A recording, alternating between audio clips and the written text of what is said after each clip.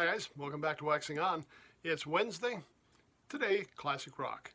And today we're going to look at a singer-songwriter that I'd heard of before, but I really never got to see her perform until it was one of those PBS shows. I believe it was probably Soundstage I saw her. And it's Phoebe Snow. There we go. Now this is Phoebe's album, Against the Grain. Came out in 1978.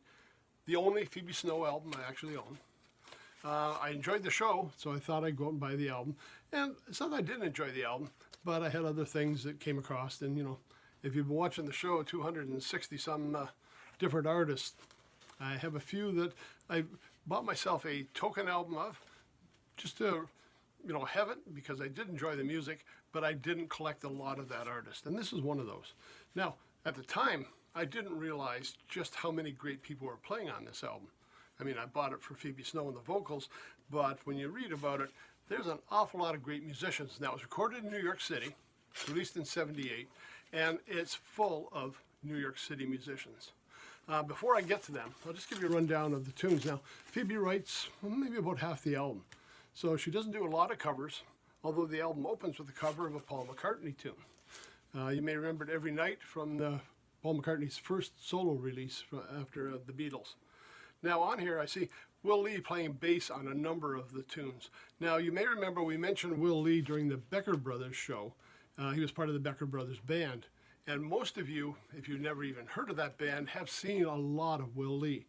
Maybe not realizing it, but he was a bass player on Late Night with David Letterman.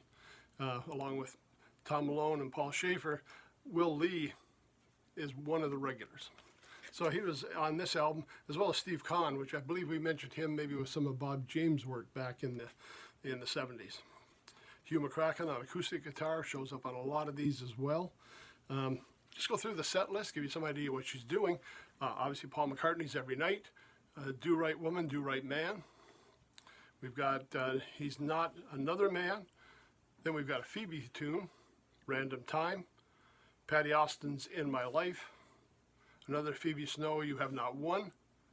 Mama Don't Break Down, Phoebe Snow. Now, one of these, I believe it's this one, Michael Brecker's doing a sax solo on. So we kind of got Will Lee and the Breckers tied in here again together, which is kind of interesting and fun. OK LA, Phoebe Snow. And two more tunes, The Married Men by Margaret Roche and Keep Watch on the Shoreline by Phoebe Snow. Now, when I look at this, we've got Ralph McDonald percussion. Again, he was tied in with a lot of what Bob James had done. But those are the guys that played on every tune. Now, we did have a horn section on here, and again, this is an amazing horn section.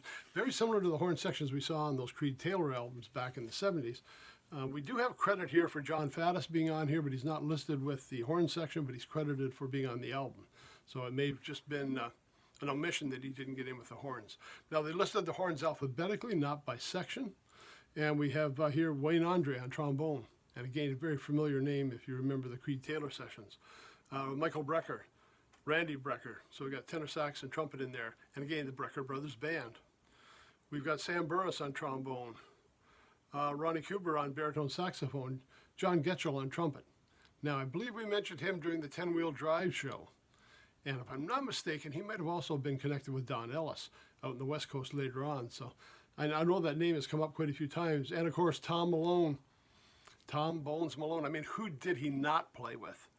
If you go to his Facebook page, when he lists the acts he's been connected with, it's a who's who of music. I mean, there's very few people he hasn't played with. We've had him on with the Blues Brothers, with Woody Herman's big band, with Frank Zappa's band. He was a mainstay at David Letterman's show. He plays with everyone, and not just trombone. He plays trombone, trumpet, saxophone, flute. He played a lot of instruments when he was with Blood, Sweat, and Tears. I mean, look him up. He plays with everyone, and again, it would be easier to come up with a list of people he hasn't played with than the ones he has. So not unusual to see him in here with a trombone section. Keith O'Quinn on trombone, Lou Soloff on trumpet. Again, Lou Soloff, we've talked about a couple of times. He was with Blood, Sweat, and Tears long before Tom Malone came along. He was one of the original, well, not the original trumpet players. Original trumpet players for Blood, Sweat, and Tears, surprisingly, was Randy Brecker. But he only did the one album, and most people didn't recognize that as the same as the real Blood, Sweat, and Tears. It started with album 2, when they had Spinning Wheel as a big hit. And that album, Lou Soloff was with them, and he was with them for a lot of years. And right through, like I say, while Tom Malone was there, they were working together on that. He's also worked with Tom Malone with, the Monday Night Basil group that, I'm trying to think of his name now, Gil Evans ran.